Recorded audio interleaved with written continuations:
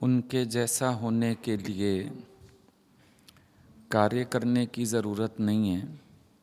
उनके जैसा होने के लिए उनके निश्चय को अपनाने की ज़रूरत है।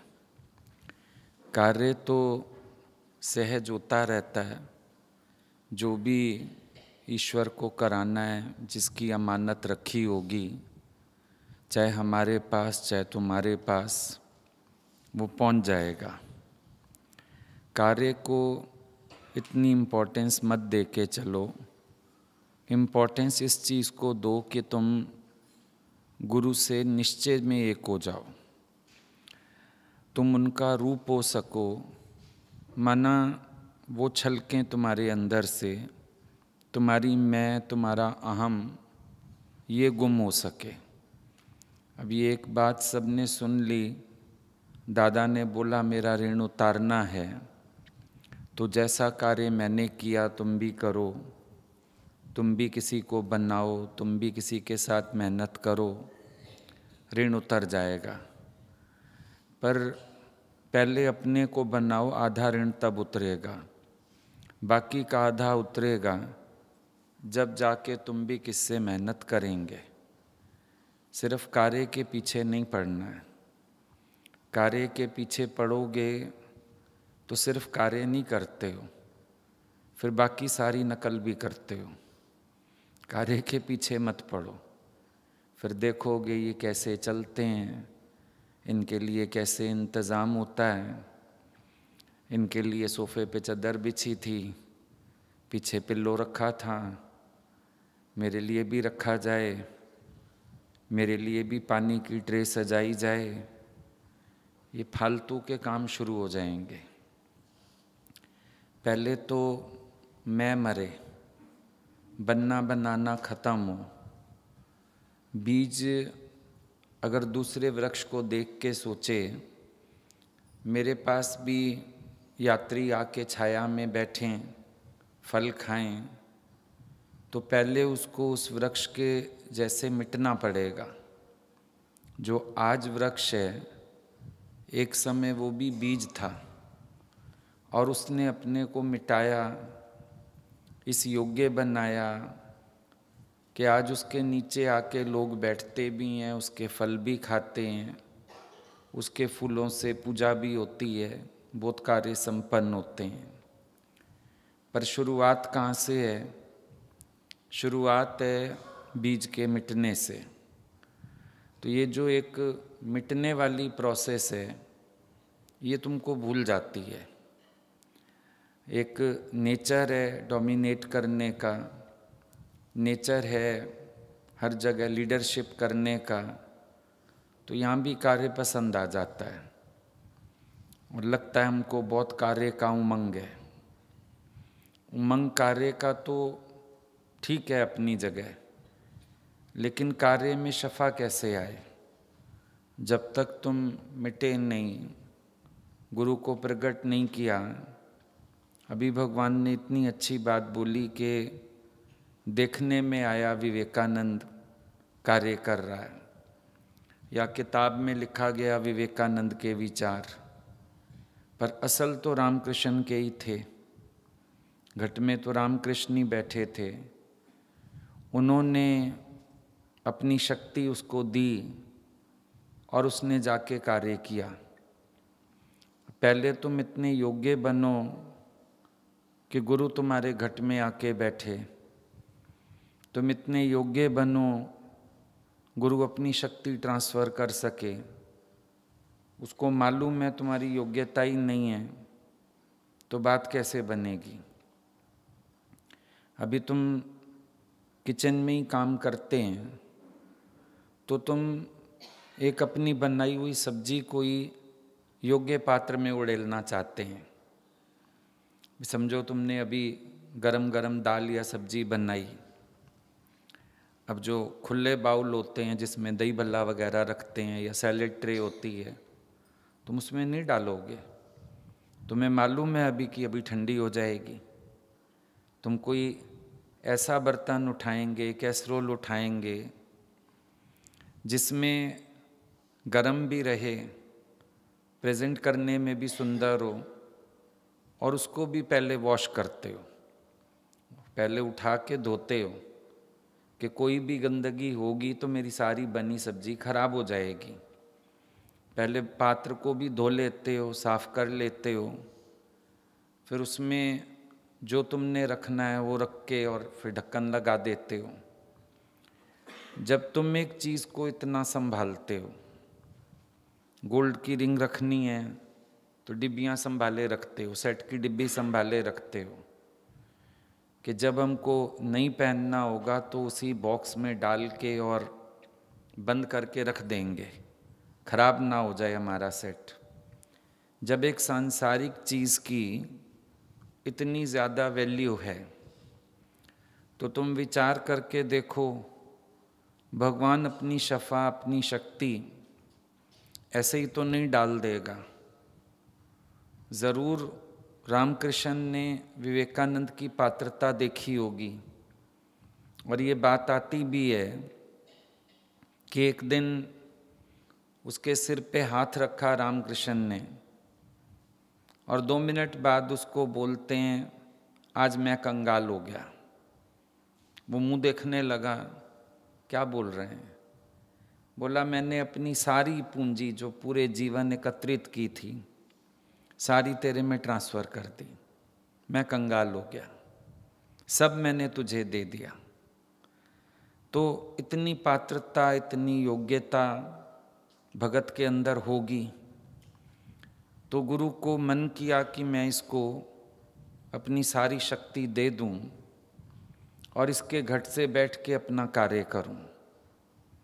कार्य का संकल्प गुरु का होता है, हमारा संकल्प मिटने का होता है, हमारा संकल्प आज्ञा में चलने का होता है, हमारा संकल्प सेवा में रहने का होता है। और ज्यों-ज्यों हमको अंदर अनुभव खुलते हैं, खुशी आती है, फिर अपने आप ही बटता है वो। दिल करता है हम भी कोठे पे चढ़ जाएं और गाएं मैं गुरु लद्दा, वो ऑटोमेटिक होता है। पर पहले अपने को बनाने के लिए पुरुषार्थ ज़रूरी है। पहले ये देखो तुम गुरु की पसंद के बने, तुम्हारा स्वभाव, तुम्हारा व्यवहार, तुम्हारी रहनी, तुम्हारा चलना उठना बैठना सब गुरु के अकॉर्डिंग हुआ। पहले उस चीज़ की ज़्यादा ज़रूरत है, क्योंकि जहाँ ईगो रहेगा वहाँ से कार्य क्या होगा। पहले ईगो लेस बनो, नीवे होके चलो, नम्रता वाले बनो, प्रेम वाले बनो, क्योंकि ये स्वभाव अगर बाकी रह जाएंगे ये सत्संग के दायरे में भी निकल आएंगे। अगर तुम अपने ईगो को प्यार करते हो तुम्हें पता ही नहीं चलेगा, तुम तो कार्य कर रहे हो, ईगो बढ़ता जाएगा। जब तुम्हारे अंदर लव ऑल लाइक की भावना नहीं है तो तुम्हें जो चिपकेंगे, बटरिंग करेंगे वो प्यारे लगेंगे, बाकियों के लिए प्यार ही नहीं आएगा। फॉरगिव एंड फॉरगेट नहीं है तो यहाँ भी लकीरें खिंच जाएंगी। लेकिन जब तुम अपने को बना लेंगे तो अपने आप ही परिवर्तन होते जाएंगे और कार्य में भी रंग लगता जाएगा। ज़रूर जो कार्य करने वाला है उस पे भी बहुत कुछ डिपेंड करता है, उसकी समाधानता क्या है, उसकी रहनी क्या है, उसके अंदर का संयम क्या है, क्योंकि बहुत प्रकार की माया तो सामने आती है। आत्म संयम ना हो तो इंसान बह जाता है।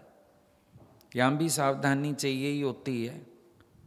लोग तो तन मन धन बिछा देते हैं, लेकिन मुझे अंदर से पता होना चाहिए कि कान्हा की माला कान्हा को ही जानी चाहिए, मेरा इसमें कोई अधिकार नहीं है। अपने मन में तो भाव रहना ही चाहिए। तो सावधानी तो यहाँ भी चाहिए ना। हम सिर्फ कार्य की होड़ करेंगे तो बोलते ब्रह्म बन जाएंगे। सिर्फ हम बोल रहे हैं, खुद गुरु को पूरा कैच करना, समझना, फिर उनके अकॉर्डिंग अपने को बनाना, पहले तो ये सब चीज़ें ज़रूरी हैं। हमको भी तो पता हो हम खुद गुरु को कितना समझ पाए हैं। हम सिर्फ बाहर का कोई काम देख लेते हैं, कार्य देख लेते हैं और हम सोचते हैं शायद हमको सबको वैसा ही चलाना है। डिफरेंस होता है चीज़ों का। आज बहुत सी चीज़ें हम लोगों ने भी देखी थी आँखों से, लेकिन कैच होता था कि इनके अंतर एक ना दो, बाकी लोग तो हैं घर के। फर्क होता था। हम लोगों ने तो दिवाली पूजन भी देखे थे गुरु जी के पास घर में, लेकिन हमको मालूम था उनको कुछ नहीं चाहिए। लेकिन घर में बाकी लोग जो पूरे ज्ञान में नहीं खड़े हैं, उन लोगों का हिसाब किताब था। हम लोगों के घरों में सब राज़ी हो गए, हम लोगों का छूट गया। लेकिन ये नहीं कि अब लोगों को आदर्श बता देंगे कि कोई बात नहीं तुम भी करो। गुरुजी भी करते थे, गुरुजी नहीं करते थे, लेकिन घर में रहते हुए कभी कभी फैमिली मेंबर्स के साथ भी मिलके चलना पड़ता है, क्योंकि पूरा साल हमारी वजह से घर में खेचल वो लोग सह रहे हैं। तो एक दिन अगर वो उम्मीद करते थे 10 मिनट भगवान बैठ जाते थे। शाम को तैयार होते थे अच्छे से, खूब अच्छे से तैयार होते थे, अच्छी साड़ी पहनते थे दिवाली के दिन, और भजन भाव होता रहता था। ऐसे सब दिए विए जलाते थे, खुश होते थे, सबको प्यार करते थे, खिलाते पिलाते थे। फिर जब फ्री हो जाते थे तो वो लोग इंतज़ार करते रहते थे। तो ठीक है 10 मिनट वहाँ भी बैठ गए। फिर वहाँ भी उनका हो गया तो अपने बच्चों को बुला के भगवान बोलते थे चलो भजन गाओ। फिर 2-4 ज्ञान के भजन हो गए, गुरु के भजन हो गए। उनको लगा हमारा फंक्शन बहुत अच्छा कर दिया, छोटी सी पूजा हमने करनी थी, इन्होंने इतने सुंदर कर दी, और उनका काम हो गया। वो अपने सत्संग में ही हैं, उन्होंने गुरु की पूजा कर ली अपने। तो ज्ञानी को भी समझने के लिए बड़ा संग भी चाहिए और समझ भी चाहिए, ब्रॉड माइंडेडनेस। अब नहीं होगा अंदर में तो तुम कार्य करोगे, लोगों को गलत ही चला डालोगे, क्योंकि तुमने सिर्फ आंखों देखी पे विश्वास कर रखा है। आंखों देखा सच नहीं होता है। हॉल बना था गुरुजी के पास, जब बड़ा हॉल बना था तो शाम को उधर हवन हुआ। अब हवन हुआ तो वो भी कुछ सत्संगियों की मंशा थी ऐसी कि होना चाहिए। भगवान ने कहा देखो मेरा तो कुछ है नहीं, तुम्हारा है, तुम जानो, जो तुम्हारा मन है कर लो। हम तो सुबह एक सत्संग करेंगे बस, बाकी तुम लोगों का जो मन पड़े कर लो। अब सब कुछ हो गया तो लास्ट में पूर्णाहुति के समय गुरुजी को भी मैसेज दिया सबने, प्लीज़ आप 2 मिनट आ जाओ। सबका मन रखने के लिए आ गए।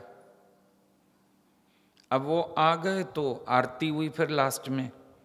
अब आरती में हवन की आरती कौन करता, साकार नारायण सामने खड़े हैं। सारा माहौल बदल गया। फिर भजन भाव शुरू हो गया, सब नाचने लगे। वो हवन कुंड की अग्नि कहाँ गई और कहाँ ठंडी हो गई पता ही ना चला। तो जो दिखता है अगर हमें उसकी पीछे की बात नहीं पता तो हम कार्य की भी नकल करने लगते हैं, ज्ञानी की भी नकल करने लगते हैं। दादा भगवान के समय एक ने सत्संग किया और थोड़े दिन में सारे भाग गए। बोला ये सब क्यों भाग गए, तो पता चला उसने दादा की तरह गाली देनी शुरू कर दी थी। अब जब गाली दी तो लोग भाग गए। दादा ने उसको बोला मैं तो अपना आप देखता हूं, मेरी गाली भी किसी को बुरी नहीं लगती। तुमने द्वैत में आके गाली दी, तुम्हें अंदर से क्रोध आया दूसरों पर। ये भी तो फर्क है, मेरे शब्द की नकल करने से थोड़ी कुछ हो जाएगा। तुम्हें अंदर से द्वैत की भावना आ रही है, अब तुम दूजा देख के तुम्हें गुस्सा आ रहा है तो तुम उसको गाली दे रहे हैं, तो भाग गए सब लोग छोड़ के उसको। एक ने सत्संग शुरू किया था, वो शिष्यों को मलेच्छ बोलती थी, मलेच्छ कहीं के, मलेच्छ कहीं के। उसको भी पकड़ा दादा ने, तुमको अधिकार है किसी को मलेच्छ देखने का, पहले तुम बताओ तुम्हारा हृदय कितना शुद्ध है, तुम कितना अद्वैत भाव में स्थित है। तो ऐसी गलतियां फिर होंगी अगर सिर्फ बाहर से हलचल करोगे, बाहर से काम करोगे, सोचोगे ऐसा करना पड़ता है। गुरु ने किसको प्रेम किया, तुम भी करो। अब उनको मौज आती थी, कोई चरण स्पर्श करता था, किसी को तो डांट भी पड़ जाती थी, किसी को ऐसे थापियां भी दे देते थे। अब तुम बैठ जाओ। एक माई ने किया था, एक शहर की थी, उसने देख लिया गुरुजी उस दिन मौज में होंगे, दो चार को आशीर्वाद दे दिया होगा। उसने सत्संग शुरू किया, सत्संग के बाद ऐसे पैर फैला लेती थी, सीधे तखत पे ही बैठती थी गुरुजी की तरह और पैर फैला लेती थी। फिर एक एक आता था, वो मत्था टेकता था, थापियां देती थी। गुरुजी को पता चल गया, उन्होंने गर्दन पकड़ी, बोला ये क्या है, तुम्हें कार्य करने को कहा था, नकल करने को कहा था। कई लोगों ने पापड़ खाना चाहा, क्योंकि गुरुजी पापड़ खाते थे, फिर पानी पीते थे। अब ज्ञानी तो दिन भर इतनी बात करता है, कभी कभी गले की भी मजबूरी हो जाती है। फिर बढ़ती उम्र के साथ सॉल्ट की भी, सोडियम की कई बार दिक्कत हो जाती है, 100 कारण होते हैं पीछे। लेकिन बस बाहर से नकल करेंगे, हम भी सत्संग में बैठ के पापड़ खाएंगे तो वाणी निकलेगी। वो गुरुजी हंसते थे, बोला पापड़ में वाणी पड़ी है, मेरी गुरु की मेहनत और इतना साल गुरु का साथ सेवा, उसकी कोई कीमत नहीं, तुम्हारे बनाए पापड़ों से वाणी निकल रही है। सारे खा लो पापड़ बैठ के, ज्ञानी हो जाओगे। तो ये मूर्खता वाले काम ना हो जाते हैं। ऐसे अगर हम तुमको गिनवाने शुरू करें, लोगों ने बहुत बेवकूफ़ियाँ की, सत्संग में आके बहुत बेवकूफ़ियाँ की। अब ये यूपी में रिवाज है, शादियाँ होती हैं ना घरों में, तो 2-2 4-4 साड़ियाँ एक एक फंक्शन पे नंद को, इसको उसको देते हैं ये लोग ऐसे। अब किसी के घर हुआ, भाई गुरु के लिए भी भाव होता है, भगवान करते इतना थे एक एक के साथ, मन होता था पहले उनका, लेकिन वो थोड़ी पहनते थे उन चीज़ों को, वो फिर आगे और प्रेमियों को दे देते थे। लेकिन लोगों ने क्या किया, ले ले के कमरे भर लिए, फिर रोज एक नई साड़ी पहन के खुश हो गए। लेकिन हमेशा भगवान सावधान करते थे कि एक बार एक संत के यहाँ चले थे, वो जो है उसके कमरे में बिस्किट के डिब्बे, 3 वाले डिब्बे आते बिस्किट के, वो रखे थे बहुत सारे, क्योंकि मिठाइयाँ तो गंदी होती हैं, फिर खराब भी हो जाएंगी, बिस्किट का क्या बिगड़ेगा, महीनों चल जाएंगे। उससे पूछा भाई ये क्या है, भगवान ने ही पूछा ये क्या है, बोला ये मेरी तपस्या का फल है। भगवान ने बोला लख लानत है, लानत है तुझे, तपस्या का फल मुक्ति आनंद शांति होता है, तपस्या का फल बिस्किट का डिब्बा होता है 200 रुपये वाला, कि लोग 100-100 200 रुपये वाले डिब्बे छोड़ गए ला के। ये आजकल चले जाओ मार्केट में बहुत मिलेंगे ऐसे डिब्बे, दिवाली है ना, उनको निकालने हैं, 100-100 रुपये में 200-200 रुपये में डिब्बे मिल जाएंगे। फिर कोई ऐसे डिब्बे ला के हमारे पास छोड़ गया तो ये हमारी तपस्या का फल हो गया क्या? तो ऐसी मूर्खताएं भी होती हैं, रस पड़ जाते हैं इन चीज़ों के भी, तो समझ में नहीं आता कि हम कार्य कर क्यों रहे हैं। लगता है शायद इसमें भी जो कीर्ति मिल रही है, प्रशंसा मिल रही है, वाहवाही हो रही है, चलो भाई शायद ये हमारी तपस्या का फल है। ज्ञान सुनो चाहे सुनाओ, एवज में अंदर का आनंद प्रकट होना चाहिए। बस यही तुम्हारा फल है। बाहर से जितना फल स्वीकार करोगे कर्म बन जाएगा तुम्हारा, और ये सब कर्म तुम्हें बांधेंगे, ये सब कर्म तुम्हें गुलाम बनाएंगे, जन्म मरण में भी लाएंगे। कुछ स्वीकार होना ही नहीं चाहिए, किसी का एक शब्द भी अंदर नहीं जाना चाहिए। बाहर की चीज़ें तो अलग हो गई, किसी का एक शब्द भी अंदर नहीं जाना चाहिए। सूरदास की तरह कान्हा की माला थी, कान्हा को दे दी, वो पहने, वो समर्थ है इसका भार उठा सकता। हम समर्थ नहीं हैं कि इस माला का भार उठा सकें, हमारी गर्दन ही टूट जाएगी। हम थोड़ी भार सह सकते हैं इस माला का, ये उसको ही शोभा देगा, वही समर्थ है, वही पहने, उसी की शोभा है इससे। मैं कहाँ से आ गया बीच में? तो मैं गवाना परम और अंतिम पुरुषार्थ है। ये जो ज्ञानीपने की मैं आ जाती है, ये जो नया एक अभिमान अंदर पैदा हो जाता है, नई मुसीबत आ जाती है, होनापना, आई एम समथिंग, जो ये एक भावना आ जाती है, ये और मुसीबत वाली है। जो मन अंदर सोचता है आई एम समथिंग, ज्ञान से उपाधि नहीं बनानी है। उस दिन भी तुमको बोला था, ज्ञानी कोई उपाधि नहीं है, ज्ञानी की उपाधि नहीं होती है। तुम सोचते हैं पेड़ एक उपाधि है, पेड़ उपाधि नहीं है, मिटे हुए बीज का नाम पेड़ है। जिसने जीव भाव मिटाया उसका नाम ज्ञानी पड़ गया, दुनिया ने अपने लिए पहचान रख ली। ज्ञानी के अंदर ये भी फीलिंग नहीं है मैं ज्ञानी। अगर ये सोचेंगे मैं ज्ञानी, तो सामने अज्ञानी, जो अपने को ज्ञानी करके जानेगा वो सामने अज्ञानी भी तो देखेगा ना। ज्ञानी को द्वैत रहेगा, ज्ञानी को भी अभिमान रहता है। तभी बोला ना, योगी को देह का अभिमान, ज्ञानी को मैं मुक्त हूं ये अभिमान। सबको अभिमान घेरता है। योगी देह अभिमान है, ज्ञानी मुक्त अभिमान है, पर एक को तत्वत निरभिमान है। अगर देखेगा मैं ज्ञानी हूं तो जरूर उसको खेचल होएगी कि ये अज्ञानी है। और अज्ञानी देख के जिसको ज्ञान सुनाओगे उसको तुम कभी ज्ञान में खड़ा नहीं कर पाओगे। गुरु कितनी कड़वी बात बोले किसी को टच नहीं करती है, क्योंकि उसने करुणा से आके बोली है, करुणा से भर के, द्वैत से भर के नहीं। एक व्यक्ति द्वैत में आके बोलता है, एक व्यक्ति करुणा में आके बोलता है।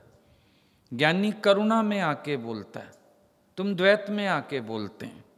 दूजा देखते हैं, दूसरा देख के बोला, दूसरा देख के बात किया, अज्ञानी देख के बात किया, भगत देख के बात किया, शिष्य देख के बात किया। हम नम्रता से कुछ भी लेके आते हैं। ज्ञानी किसी को भगत, शिष्य, कम, अज्ञानी ऐसी किसी भी भावना से नहीं देखता है, अपना आप करके देखता है, या निरसंकल्प है वो अंदर से। बस सब आए हैं मेरा सिमरन कराने आए हैं, चलो मिलके सिमरन कर लिया बस, बाकी उसके अंदर कोई खेचल नहीं है। तो पहले इतनी वृत्ति बनाओ, दृष्टि बनाओ, अपने आप को प्रिपेयर करो। जब शारदा माँ के पास रामकृष्ण के बाद नौजवान लड़के गए जो रामकृष्ण से सत्संग सुनते थे, बोला माँ हम निष्काम के लिए जाना चाहते हैं। विवेकानंद उनमें एक थे। माँ हम निष्काम कार्य के लिए जाना चाहते हैं। तो उसने बोला कि ये चाकू पकड़ाओ मेरे को। उठा के जब दिया, नोक अपनी तरफ, हथा शारदा माँ की तरफ, आज्ञा दे दी उन्होंने। बोला माँ आपने क्या देखा जो चाकू उठा के देने से आपने आज्ञा दे दी? बोला मैंने देखा तुमने नोक अपनी तरफ रखी, यानी तुम तैयार हो कष्ट सहने को और सबको सुख देने को। बहुत से लोग चाकू ऐसे पकड़ाते हैं, हत्था खुद पकड़ लेते हैं। अब तुम लोगों ने भी सत्संग में सुन लिया तो चेंज कर लिया तुमने एक्शन, लेकिन सिर्फ एक्शन चेंज नहीं करना है, अंदर ये फीलिंग भी होनी चाहिए कि I may die that you may live. मेरे को कितना कष्ट भी मिले तो भी शल सबको सुख मिले, मेरे अंदर सुख बांटने की भावना हो, सबको सुखी बनाने की भावना हो, सबको सुख देने के लिए मेरे अंदर तत्परता हो। ये फीलिंग भी तो चाहिए पहले, नहीं तो एक निष्काम को भी सब समझ लेते हैं, खाना पीना घूमना फिरना, चलो आउटिंग हो गई, फिर सत्संग के नाम पे ड्रेसेस ले ली, सत्संग के नाम पे कई पर्स रख लिए, चार छः जोड़े चप्पलों के रख लिए, जरूरत पड़ती है। तुम सत्संग करने जा रहे हो, तुम आदर्श बनो। तुम्हें तो एक सिंपल प्लेन सूट भी बहुत है, एक कलर भी बहुत है, लेकिन अपने रस अपने शौक पूरे करने के लिए तुम्हें महंगे से महंगा भी चाहिए, डिजाइनर भी चाहिए, तो फिर तुम निष्काम थोड़ी करने जा रहे हो। जब तुम खुद एक पोस्टर बन के जा रहे हो तो निष्काम थोड़ी करने जा रहे हो, तुम्हारा दिमाग तो कहीं और है, अपनी इच्छा पूर्ति का एक साधन बना लिया निष्काम को। इच्छा तो पहले ही थी अंदर। अब हम लोग तो पॉलीथिन लेके चलते थे, फिर पॉलीथिन रोज पट जाते थे तो चलो कपड़े का एक सिंपल सा बैग ले लिया। पर्स वर्स थोड़ी थे तब, ये तो आने वाले समय में ठीक है, चलो हो गया, लेकिन अगर याद करते हैं तो कुछ भी नहीं था। सत्संग करने जाते थे कापी हाथ में ही ले जाते थे, अगर पॉलीथिन हुआ तो ठीक, पॉलीथिन भी बहुत नहीं होते थे, घर में शॉपिंग्स ही नहीं होती थी, कहीं से मिल गया पॉलीथिन तो ठीक, नहीं तो कापी हाथ में उठाई चले गए, एक भजन की उठा ली, एक वाणी की उठा ली, गुरुजी का लेटर आता था डायरी में रख के ही ले जाते थे। कुछ शान थोड़ी घट जाती है। अभी तो निष्काम का अर्थ और रूप ही बदल गया ना सारा का सारा। हम लोगों की तो शुरुआत ऐसे थी, चटाई पे बैठ के एक तरफ खुद बैठ गए, एक तरफ सत्संगी बैठ गए, सत्संग हो गया। तो अभी तो निष्काम का रूप फर्क हो गया। तुम देखते हैं मेरे पैरों की भी गद्दी दो, मेरी कमर की भी गद्दी दो, तो ये भी करो तो वो भी करो, कोई निष्काम है? सुख ले रहे हो तुम। जब तुम सुख पद में बैठ गए, सुख सेजा बना के बैठ गए, उसके बाद तुम बांटोगे क्या? तुम्हारी तो शुरुआत ही सुख से है, तो तुम सुख लेने चले, सुख देने चले। निष्काम को भी समझ लो पहले। सबको लगता है हमको कार्य का उमंग है, कार्य का उमंग है। उमंग कार्य का है या उमंग अपने रसों का है? पहले ये ढूंढ लेना अच्छे से। बातें करनी बड़ी होशियारी आ जाती है सबको, यानी कि आज के दिन की नकल करने से क्या होगा। हमेशा भगवान ने बोला तपस्या का पुस्तक पढ़ो गुरु का। इसीलिए तो दूर भाग के लोग निष्काम करते हैं कि गुरु को मेरे काम ना पता चल जाएं, मेरी चालाकियां ना पता चल जाएं। बहुत होशियारियां करते हैं लोग। ये निष्काम के चक्कर में तो शहर बदली हो जाते हैं कि गुरु के शहर से निकल के भागो, क्योंकि वहाँ हमको ना खिल के कार्य नहीं करने दिया जाएगा। खुल के कार्य कैसे होता है? खुल के कार्य तो गुरु के संग चलते हुए भी इंसान कर लेता है। हाँ, लेकिन गुरु के शहर में रहोगे, रस नहीं पूरे हो जाएंगे, तो लगता है भाग जाओ, छिपा के काम करो, मेरी कीर्ति मेरी प्रशंसा गुरु उसको रोक ना सके। तो अंदर तो पाप पड़ा है पेट में, तो निष्काम कैसा? सकाम हुआ, ये सब सकाम हुआ। आज किसी को हम ये भी सिखा दे रहे हैं कि गुरु को पता ना चले ये बात, तो सकाम शुरू हो गया, निष्काम थोड़ी हुआ, सकामता हो गई है। पहले निष्काम की परिभाषा भी सीख लो। निष्काम होना किसको कहते हैं? अपने आप को सब फ्री कर देते हैं ये सोच के कि शायद हम निष्कामी हो गए, लेकिन निष्कामी सिर्फ ब्रह्मज्ञानी होता है। बाकी सब साधना समझ के काम करें तो रंग लगता है, लेकिन साधना समझ के नहीं, हम सिद्ध की नकल करते हैं। अब जो सिद्ध को अधिकार है साधक को थोड़ी है। तभी उसको शिष्य को ख्याल आया ना गुरु के लिए, खुद तो बैठा रहता है और मेरे को कह रहा है ऐसे कर ऐसे कर, मैं भी तो परीक्षा लूं। गुरु ने उसको वहीं से टोक दिया, बोला मैं अपने गुरु को परीक्षा दे के आया हूं, ऐसा सोचियो भी मत मेरी परीक्षा लेने का, मैं अपने गुरु को परीक्षा दे के आया हूं, तुझे मेरी परीक्षा लेने की आवश्यकता नहीं है। डर गया एकदम, इनको ये ख्याल भी कैच हो गया, जिसका अंतःकरण खाली है उसको क्यों नहीं कैच होगा। और बोला तू जो ये सोच रहा है मेरी परीक्षा ले, तू आज की जीवन देख रहा है, मेरे गुरु ने मेरे को छोड़ा तो नहीं होगा, सारे कोने गड़े होंगे ना, उसने मिटाया होगा, तब तो बिठाया होगा मुझे इस स्थान पर जहां मैं आज बैठा हूं। तो मैं अपने गुरु के आगे मिट के आया हूं, परीक्षा दे के आया हूं। तू अपनी बात कर, तू अपनी सोच। मन बहुत चालाकी करता है यहां भी, फटाफट बाहरी चीजें देखने लगता है, बाहर से वो क्या करते हैं, क्या पहना, क्या खाया, कैसे चले, उनके लिए क्या किया किसी ने, फिर इनडायरेक्टली लोगों को गाइड करना शुरू कर देता है कि तुम मेरे लिए ऐसा करो।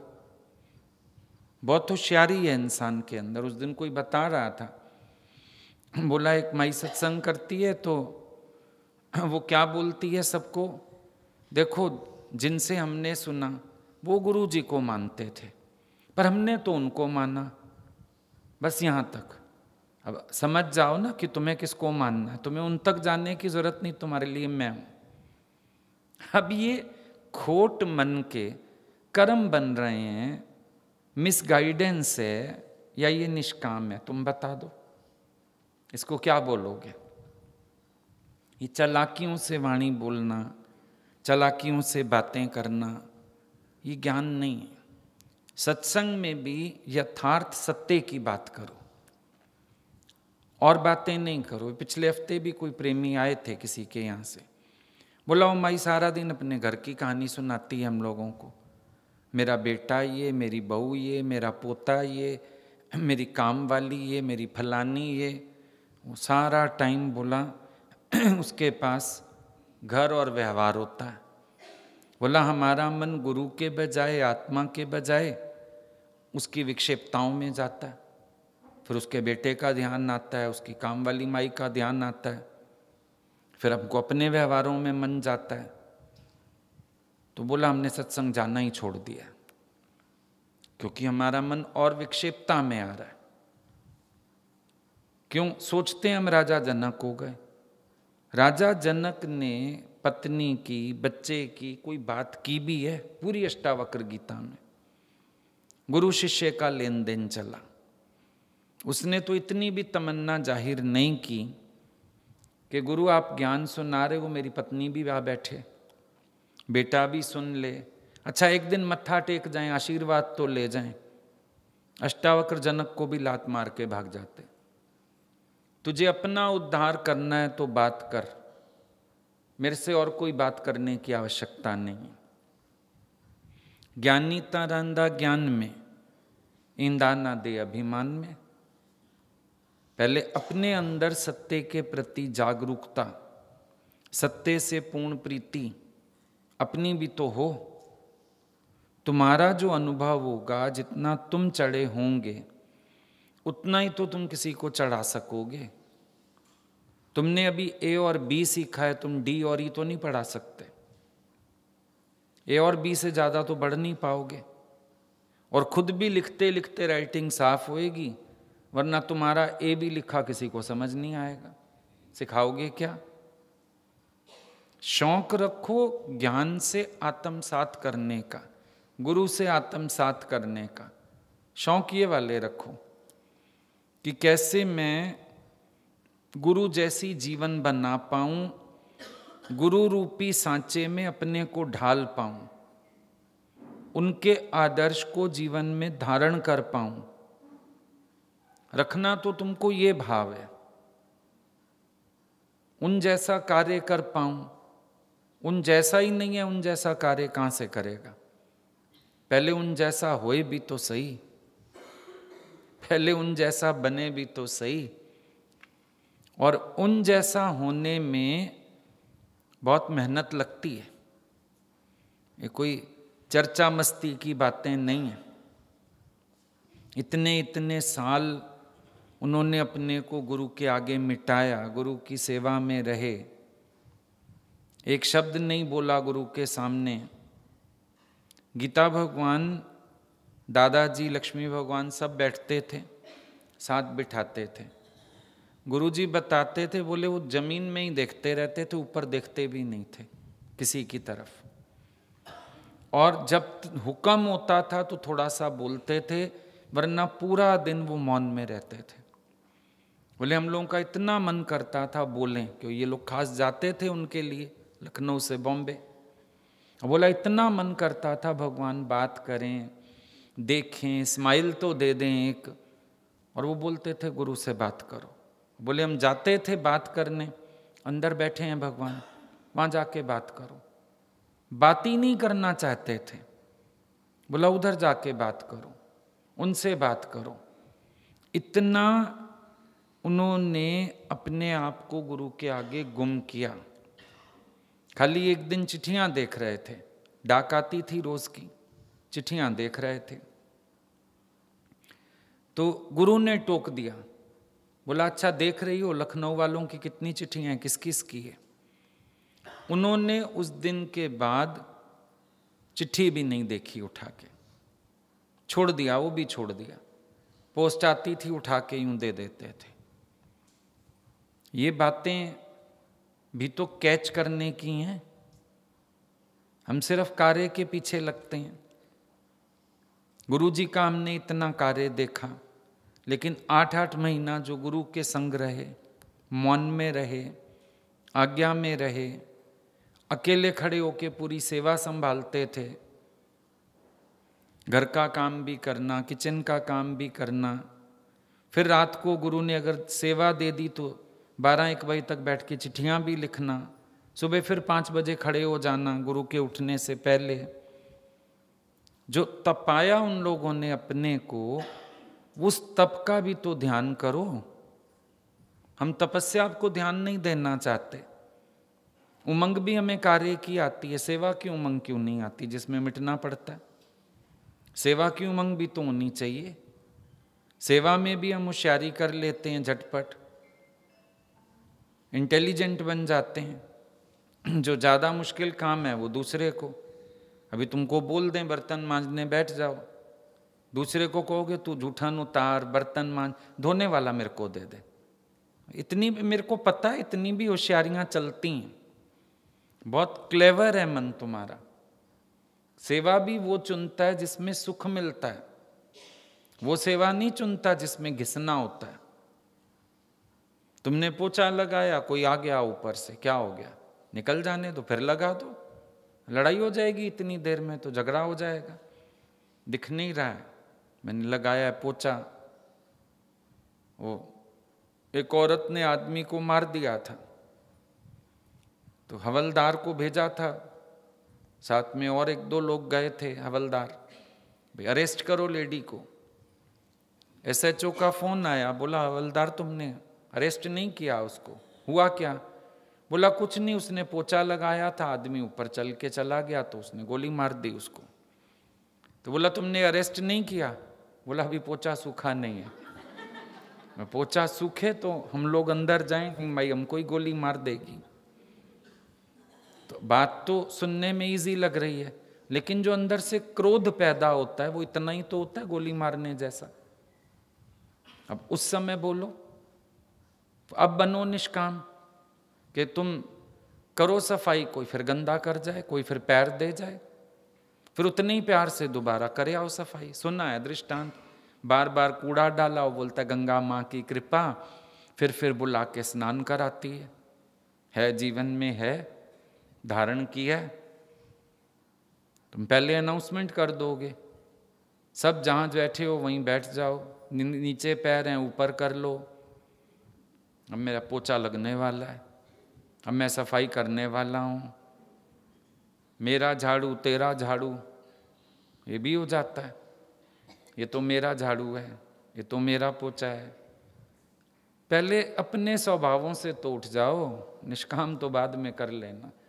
बोलने वाला ज्ञान तो बहुत सारा है, जो रहनी में ज्ञान होना चाहिए कि किसी को चूं भी ना सुनाई दे मेरी, कोई रौंद के चला जाए। अभी सुकरात के ऊपर तो पोछे वाला पानी डाल दिया उसकी बीवी ने, तो भी मुस्कुरा दिया, बोला मैंने सुना था जो गरजते हैं बरसते नहीं, तो गरजी भी बरसी भी, कोई बात नहीं। फिर नहाया जाके, बात करो ऐसी, कुछ ऐसी नम्रता, ऐसा मिटना, ये गुरु के आदर्श में नहीं है। खाली ज्ञान बोलना है, ज्ञान तो उन्होंने बहुत बाद में बोला, पहले तो अपने आप को पक्का किया, अपनी जड़ें मजबूत की, अपने आप को साधा। और आज भी 4 लोगों के बीच रहना सरल थोड़ी होता है, ये भी देख लो। एक ने बताया मेरे को, किसी हिल स्टेशन पे उनका घर था, तो गुरुजी को रिक्वेस्ट की, एक लड़की से बड़ा प्यार था, दीदी को भेज दो, आप नहीं आ रहे तो। गुरुजी ने भी बोला चलो जाओ, थोड़े में होंगे, कुछ लोग हैं, उनती होगी अगलों की, चली जाओ। अब बोला वो जो 15 दिन हम लोग साथ रहे, उसके बाद मेरा उसकी शक्ल देखने को दिल नहीं किया, क्योंकि उसकी रहनी से मन खटा हो गया। लगा अरे ये तो बस बोलता ब्रह्म है, सत्संग में लेक्चर पावर है इसके पास, उसके अलावा तो रहनी कुछ है ही नहीं। हमको उसने बाद में बताया, हमारे साथ कई बार रह ली, कई जगह आना जाना हो गया। फिर बताया, बोला आई एम रियली इम्प्रेस्ड, मेरे को बहुत अच्छा लगा आपके साथ। तो मान लो तुम बोलता ब्रह्म हो भी जाओ, फिर रह थोड़ी सकोगे किसी के, लोग भाग जाएंगे तुम्हारी रहनी देख के। बोला उसको तो इतनी सुख बुद्धि, इतनी सुख बुद्धि, और सारे दिन में ज्ञान की कोई बात नहीं, ऐसे लग रहा था हिल स्टेशन एंजॉय करने, तो वो आई है असली, उसको तो अपनी सुख पूर्ति पड़ी हुई थी, तो हमारा मन खटा हो गया। उसके बाद हमने मुड़ के नहीं देखा उस तरफ। तो आचरण भी तो चाहिए, 4 लोगों के बीच रहना कोई हंसी मखौल है क्या? अपनी दृष्टि भी सधी हुई हो, वाणी भी सधी हुई हो, इंद्रियां भी सधी हुई हो, सालों साल तुम साथ रह लो ज्ञानी के, बोलो कभी उसकी खराब दृष्टि देखी हो, कभी खराब शब्द सुना हो, कभी डबल मीनिंग बातें सुनी हो, कोई चंचलता देखी हो, कोई हरकत देखी हो, बोलो। पहले अपने को साधो भी तो सही। इसीलिए तो डर नहीं लगता है, चलो कितने दिन का भी टूर बनाओ, चलो आओ। तुम महीनों के हिसाब से लोग रह के जाते हैं, कोई 2 महीने, कोई 3 महीने रह के जाते हैं, फिर खुशी होके जाते हैं। आज भी सुबह जूम में सब बता रहे थे। फिर बैठो तुम, बात करें, फिर पहले वो बात करो। ज्ञानी जो बोल रहा है वो जीवन में, तुम बस बोलने के लिए बोल रहे हैं, बोल आते हैं। बोलना निष्काम है, ये किसने कहा? तुम्हारे जीवन का आदर्श मेन है, इंपॉर्टेंट बात वो है। तुम्हारे जीवन का आदर्श, तुम्हारा आचरण देखना तो सबको वो है। ज्ञानी हो सकता है ना भी बात करे, मौन भी हो सकता है, लेकिन उसका मौन भी ज्ञान ही रिफ्लेक्ट करता है। कैचिंग पावर होनी चाहिए। उसका मौन भी तुम्हें कुछ ना कुछ संदेश ही देता है। सीख जाओ अगर तो, जरूरी नहीं बोल के सिखाता है सारा कुछ, मौन से भी सिखाता है। कभी कभी भगवान मौन ही हो जाते थे, फिर समझ आ जाता था कि हमारी ये बात इनको पसंद नहीं आई।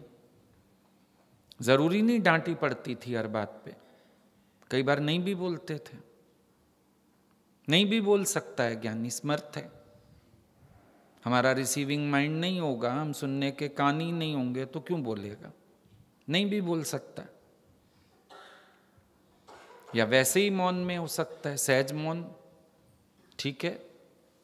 अब रिफ्लेक्ट तुम करो, बोलने से ज्ञान थोड़ी है, जीवन ज्ञानमय होना चाहिए। तुम्हारी लाइफ क्या है, तुम्हारा जीवन क्या है, तुम अंदर से कैसे हैं। और फिर अगर ये सब जहर नहीं लगेगा तो प्रशंसा, कीर्ति, वाहवाही धीरे धीरे ये तुम्हें अपने लपेटे में ले लेगी। निष्कामी गले की फांसी बन जाएगा। नहीं बोल पाओगे तो उलझोगे। इसने भी बोला, इसने भी बोला, मुझे बोलने ही नहीं दिया। सहजता गुम हो जाएगी, रस पड़ जाएंगे इन चीजों के, गुरु से दूरी हो जाएगी, नुकसान ही नुकसान हो जाएगा। पहले अंदर देखो, शब्द को मिथ्या जानते हो, ये भी तो देखो। लोग तो बेचारे क्या, वो तो तुम्हारा ज्ञान सुन के सोचेंगे अच्छा अच्छा ये बहुत बड़ा ज्ञानी है। चले जाओ किसी मोहल्ले में, जिसके घर सत्संग करो, साथ वाला घर दूसरे को, हमारे यहाँ भी चरण घुमाइए। काहे के चरण है तुम्हारे? आचरण है जो चरण होंगे। ही करते घुस जाओगे वहाँ। आपका प्यार है तो हम आ गए, आपका प्यार है तो हम आ गए। खुश हो गए कि इसने तो मेरे को कहा चरण घुमाइए, घुमाती जाऊं चरण। क्या है तुम्हारे चरणों में जरा बताना, काहे को घुमाया चरण? सबसे पहले बोलो, ऐसा शब्द बोलोगे तो हम बिल्कुल नहीं आएंगे। चरण महापुरुष घुमाते हैं, हम बच्चे हैं, आपका प्यार है, हम ठीक है 5 मिनट चलते हैं, लेकिन ये शब्द का इस्तेमाल नहीं करोगे आप। है हिम्मत बोलने की, तुम तो ही करने लगोगे आगे से। चलो, कह रहा है कोई पैर घुमा जाओ तो घुमा दिया, आ गए हम भी। बस हम आपके प्यार से आ गए, बस हम ऐसे आ गए, हम वे चढ़ गए पंखे पे। फिर गुरु को संटियां मार के, जब बांदर उतारते हैं दीवार का, गुरु को फिर संटियां मार के नीचे उतारना पड़ता है। मोर नीचे आ, कहाँ चढ़ गया ऊपर? ये गड़बड़ है बड़ी। अपनी रूट्स भूल जाती हैं, जड़ भूल जाती है। माया है ये गंदी। मत सोचो कि कोई मिठाई मिलती है इसमें। एक एक को खून से सींचता है ज्ञानी। जितने लोग सुनाते हैं ना अपने अनुभव और बातें, ज्ञानी एक एक को अपने खून से सींचता है। ऐसे नहीं कोई खड़ा हो जाता, ऐसे नहीं कोई अनुभवी हो जाता। इंटरनली मेहनत चलती है, पर्सनल मेहनत चलती है। एक एक को उठाने के लिए उसके व्यवहार संभालने पड़ते हैं, चीज़ें संभालनी पड़ती हैं, पूरा योगक्षेम संभालना पड़ता है, तब एक व्यक्ति की जीवन बनती है। तुम सोचते हैं जितनी देर ज्ञानी सत्संग में बैठा बस उतना ही उसका काम है, उससे बाकी मेहनत तो अलग से और है। ये तो कोई मेहनत ही नहीं है, ये तो सरल काम है। मेहनत तो दूसरी है, जो अंदर ही अंदर एक एक को बनाना पड़ता है, सही करना पड़ता है, राइट एटीट्यूड देना पड़ता है। बहुत सी बातें होती हैं जिनके लिए अति मेहनत गुरु की चलती है। तुमको मखौलबाजी लगती है, लगता है कथा करने जैसा है। कथा करने जैसा नहीं है, वो तुम्हारे लिए है कथा जैसा। तुमने बैठ के कुछ भी बोल दिया, लेकिन ज्ञानी को तो एक एक कोना तोड़ना पड़ता है अहंकार का। मैं भुलानी किसी की मजाक है, किसी को अपलिफ्ट करना मजाक है, किसी को उसका दुख भुलाने के लिए इतना प्रेम देना, इतना अगले को भरपूर करना, इतना अगले को साथ देना कि वो अपनी पास्ट को भूल पाए, अपने दुखों को भूल पाए, अपने जीवन का एक एक विकार भूल पाए। और एक एक के लिए स्पेशल करना, हर एक को ये रियलाइज करना कि तुम मेरे लिए स्पेशल हो, तुम मेरे अपनों से अपने हो। अगला कितनी मानता है कितनी नहीं मानता है, तो भी लुटाना देना, एक एक व्यक्ति को अलग से देना, कोई मजाक की बात थोड़ी ही है। तुम इतने लोगों में मन रख के दिखाओ जरा, तुम्हारी हालत ही खराब हो जाएगी। तुमने सत्संग किया, बाद में बैठ के चाय पकौड़ा खाया, चल दिए। आप ये बहुत अच्छा बनाते हैं, आप वो बहुत टेस्टी बनाते हैं, तो तुम तो फिर घरू कुत्ता गुरु हो गए ना। घरों में घुस के लोगों के सूंघ सूंघ के चीज खाई, क्यों खाई? तुम्हें पानी पीने की भी मन है, क्या आवश्यकता है किसी के घर का कुछ खाने की? No need. किनारे होके चलो। ज्ञानी अंत तलक सावधान है। बाहर से भले ऐश्वर्य दिखता है तुम्हें, हमने देखा गुरुजी का भले हॉल बन गया, उनका अपना रूम सुंदर बन गया, लेकिन वो हमेशा बताते थे सत्संग का सब एक तरफ है, हम तो अपने ही खर्चे पे चलते हैं। अपना, हमारी जो अपनी है हमारे पास, हमारी लिमिट वही है, हम उससे बाहर जाते ही नहीं, हम उसी में रहते हैं। तुम्हें दिख रहा है ये सब ऐश इशरत, हमारी नहीं है, हमारा कोई वास्ता ही नहीं है इन चीज़ों से। हमारे पास जो अपने साधन है हम उसी में चलते हैं, हम उसी में रहते हैं।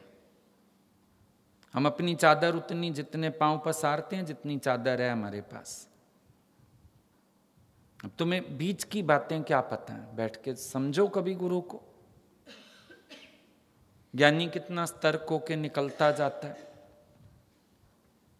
इतना तुम्हें सच्चाई से चलने को कहता है, फिर खुद नहीं चलेगा सच्चाई से, खुद नहीं चलेगा क्लीन हो करके, क्लियर हो करके।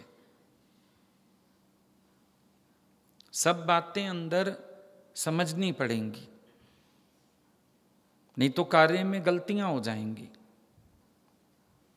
ऐसे लगेगा बस हम, ये भी एक वो मिल गया, साधन मिल गया, खुशी मिल गई, बस वो संत ने सत्संग किया, जूस का गिलास आ गया, मजदूरों के मन चल गए।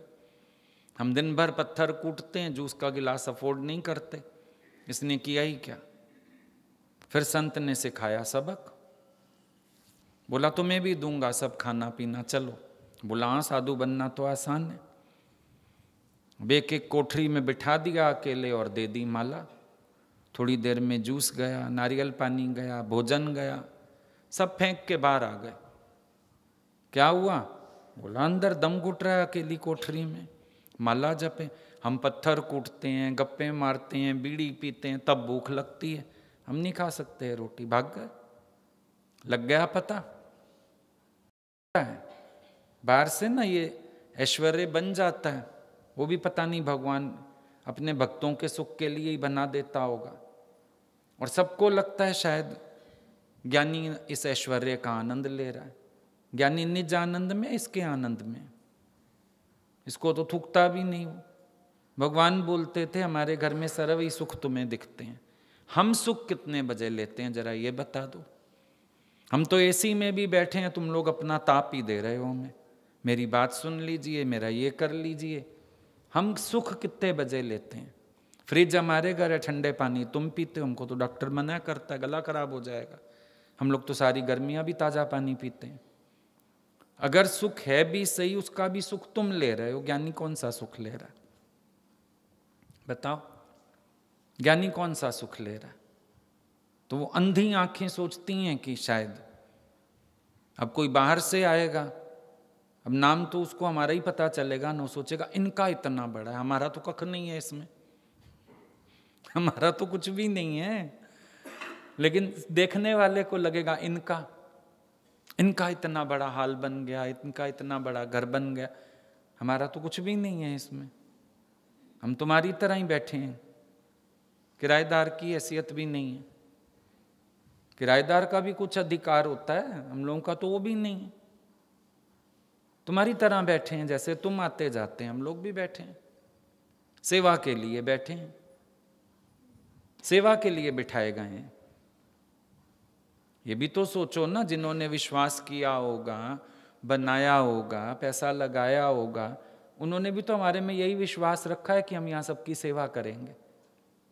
वो लोग चाहे सत्संग रेगुलर आए ना आए, रोज बैठे ना बैठे, दोनों वक्त आए ना आए, हो सकता है छुट्टी करें, पर हमारे में विश्वास रखा है उन्होंने कि ये वहाँ बैठे हैं, पब्लिक को सुख मिल रहा है, सब आके अपना आनंद ले रहे हैं। फिर हमारे ऊपर तो बड़ी जिम्मेदारी हो गई, और वो सावधानी हमारी है कि हम सब हिसाब वो वाला अलग रखें, अपना अलग रखें। वो हमारी सच्चाई है, हम अपने से चलें। ये भी तो फर्क है। मिसयूज तो किसी चीज का नहीं है ज्ञानी के पास, मिसयूज तो किसी चीज का नहीं है, बल्कि जो उसका अपना है वो भी सबके हित के लिए खर्च होता रहता है, वो भी सबके लिए खर्च हो जाता है। अपना ही उठा के दे देता है दूसरे को, लो तुम पहनो, लो तुम खाओ, लो तुम खुश हो जाओ। सबकी खुशी का ध्यान रखना, सबकी जरूरतों का ध्यान रखना, ज्ञानी तो इस सेवा में लगा रहता है। वो कब अपना सुख देखता है, तुम ये बताओ? ज्ञानी अपना सुख कब देखता है? वो 1 रुपए को भी अपना समझ के नहीं चलता है कि 1 रुपए पर भी मेरा हक है। सकाम हो जाएगा, भाई मेरे को कोई गिफ्ट दे गया, इस पर मेरा हक है। नहीं, मेरा कोई हक नहीं है, मुझे चाहिए ही नहीं। हाथ जुड़वाओ, अपने पास रखो। हमें क्या करना? हम क्यों माने अधिकार? पैसे पर मेरा अधिकार है, चीज पर मेरा अधिकार है। नहीं, मेरा अधिकार किसी चीज पर नहीं है। ये मेरी सच्चाई है कि मेरे को अंदर अधिकार की फीलिंग ही ना आए। सब पब्लिक का पब्लिक के लिए यूज होता रहे, मेरे को उसमें से कुछ नहीं चाहिए। तो पहले इतनी भावना तो निष्काम करो। हाल बना गुरुजी के पास हंसते थे भगवान, बोला मैंने तो अपनी एफडीज भी डाल दी बीच में कि चलो सबके सुख के लिए चीज बन जाएगी। अब बोला हम तो खुद 2 रोटी पे नौकरी कर रहे हैं। अब तो जमाना ऐसा आ गया, 2 रोटी भी ना बची, 1 ही रह गई। जमाना ऐसा आ गया, डॉक्टर बोलता है परहेज करो, परहेज करो, ठीक रहना है। तो ज्ञानी तो खुद 1 रोटी पे नौकर है। तुम्हें दिखता है बाहर से, सुख दिखते हैं, ऐश्वर्य दिखते हैं, क्या क्या दिखता है। सालों के साल एक ही कपड़ा चल जाता है, 20-20 साल भी पहने, कोई दिक्कत ही नहीं। फटते थोड़ी हैं, बड़े हो गए हैं, कपड़ा फटता ही नहीं। प्रेस करो, पहनो, मैले तो होते नहीं कि हर बार ड्राई क्लीन चाहिए, धुलना चाहिए। पहले अंदर से निष्काम बनो। बाहर तो हो जाएगा जब होना होगा, भगवान को जो कराना होगा। अंदर से निरीच्छा होने में, सच्चे होने में ही जिंदगी लग जाती है। मन को फिर सुख आने लग जाता है कहीं ना कहीं। 4 लोग पूछते हैं, सुख आने लगता है। 4 लोग प्यार करते हैं, सुख आने लगता है। 4 प्रशंसा के शब्द मिलते हैं, सुख आने लगता है। कोई कहेगा मैंने तुम्हारे लिए भजन बनाया, कोई कहेगा मैंने तुम्हारे लिए कविता लिखी। सुख, इतना मन सुख का कीड़ा है, इतना सुख का कीड़ा है, ना करते अभी भी सुख लेता रहता है। अगर तुम सच्चाई से जांचो ना, अभी भी सुख लेता है। कंपैरिजन करके भी उसने कहा ना, हम जागे, हम अच्छे हैं, ये सो रहे हैं। अब ऐसा सुख किसका मन नहीं लेता? तुम सुबह उठ के भी देख लेते हो चारों तरफ, बाकी लोग सो रहे हैं, जग गए। मैं तो सेवा कर रहा हूं, ये तो बैठ के खा रहा है। सारा दिन तो सुख लेता है मन। निष्काम तो कहीं भी नहीं। सेवा भी एक निष्काम नहीं है। उम्मीद हो जाती है गुरु तक मेरी अच्छी रिपोर्ट पहुंचे, मेरा तो ना इंप्रेशन ही नहीं अच्छा होगा। तुम इंप्रेशन मारने आए हो यहाँ? अगर तुम्हारी गलती बता दें तो मेरा तो इंप्रेशन ही नहीं अच्छा होगा, ये फलाना तू बताता नहीं है मैं कितना मिटा हुआ हूं। तो तुम्हें इंप्रेशन मारना है ना। सुख है ना उसमें भी तुम्हारा, मिटने के लिए तो सेवा नहीं कर रहे हो। सुबह सुबह सर्दी में वो सेवक सेवा कर रहा है, ठंडे पानी में, सर्दियों में सारे सो रहे हैं। गुरुजी पहुंच गए उसके पास। बोला बेटा सारे तो सो रहे हैं रजाइयों में तेरे गुरु भाई, तू ये ठंड में पाइप लगा के फर्श धो रहा है। कहते हैं उनके कर्म आपने कृपा करके काट दिए होंगे, मेरे अभी शेष हैं। उसने ये नहीं बोला गुरुजी देखो मैं कितना अच्छा हूं, सवेरे सवेरे उठ के सेवा कर रहा हूं ना, और ये सारे सो रहे हैं, पर मैं जागा हुआ हूं, मैं सेवा कर रहा हूं। नहीं, वो तो सोच रहा है मेरे अपने कर्म ही कट जाएं बाबा। सुख का कीड़ा है मन, इसको अगर सिर्फ ये लगाओगे ना काम में, ये यहां भी सुख की व्यवस्था कर लेगा, सुखी हो जाएगा। निष्काम का मतलब तितिक्षा भी तो है। हमको भगवान भेजते थे, गुड़गांव जाते थे हम संडे को, कॉमन सत्संग होता था हम लोगों का कंबाइंड आरके पुरम में। वहाँ से 12 बजे छूट के फिर निकलना, वहाँ शाम को 5 बजे सत्संग होता था। बसों की सुविधा तब नहीं थी, एक आधी बस जाती थी, रोडवेज की, एक प्राइवेट कमाल की चलती थी। उसमें भी लोग लटके होते थे पहले से, घंटों बस आती नहीं थी, खड़े रहना खड़े रहना खड़े रहना। कई बार हम पहुँचते थे सत्संग के टाइम, 4-4 घंटे वहीं खड़े रहना। हाईवे नहीं था तब, ये ओल्ड रोड होती थी गुड़गांव वाली। और जब पहुंचना तो खाने का वक्त ही नहीं बचता था। पानी का एक गिलास पी के सत्संग में बैठ जाना, सत्संग के बाद फिर भागना होता था, क्योंकि 7, 7:30 वहाँ से बस पकड़ें तो 10, 10:30 मसां घर पहुँचते थे। धौला कुआं तक तो बस मिल जाएगी, आगे साधन नहीं बनता था। प्राइवेट बसें तब नहीं थी, डीटीसी होती थी। समझो सुबह नाश्ता किया हुआ, रात को घर आके, वो भी अगर ये लोग जग रहे होंगे समय से पहुँच गए तो मिलेगा भोजन, नहीं तो अपना 2 बिस्किट खाओ, दूध का गिलास पियो, सो जाओ। इसका मतलब होता है निष्काम। और तुम लोग कितनी अच्छी व्यवस्था करते हो, फलाने चौक पे तो मिल जाइयो, एक बोतल में ये बना लाइयो, 2 बिस्किट ले आइयो मेरे लिए, तुम्हारी तो ये निष्काम होता है, ये निष्काम है। हम लोगों को तो ये भी अलाउड नहीं था कि बस स्टॉप पे खरीद के खा लो। भगवान बोलते थे क्यों, मर रहे थे क्या, क्यों खाया बाहर का, पैसे गिर रहे हैं तेरी जेब से, अच्छा भाई ठीक है। ज्यादा जब दिक्कत होने लगी तो बोले 2 रोटी सवेरे रखवा लो अपने बैग में, बस स्टॉप पे ही खड़े खड़े खा लो। इसको बोलते हैं ना निष्काम। तुम बताओ कैसे निष्काम की तुम्हारी कल्पना है, जो मन तुम्हारा कह रहा है बस मैं निष्कामी बन जाऊं। निष्कामी अंदर से बन जाओ। कार्य से निष्कामी होना तो एक सकामता ही है, बड़ा सुख आता है इसमें। लोग कहते हैं क्या आपका गला, आप भजन गाते हो, कितनी मीठी आप बात करते हो, फिर पंखे पे चढ़ते हो। पहले अपने को निष्काम अंदर से कर लो कि कोई रस शेष नहीं है, फिर बात करना निष्काम की, फिर कार्य की बात करना। मिटने का संकल्प करो, बनने के संकल्प मत करो, करने के संकल्प मत करो, मिटने का संकल्प करो। ज्ञानी किसी की सेवा को ऋण मानता है, अपने ऊपर नहीं लेना चाहता, बोझ लगता है कि हमने क्या किया है किसी के लिए जो किससे सेवा लें, किसी का खाएं, क्या आवश्यकता है। अपनी जड़ों से जुड़ के चलो, सुख उसमें है।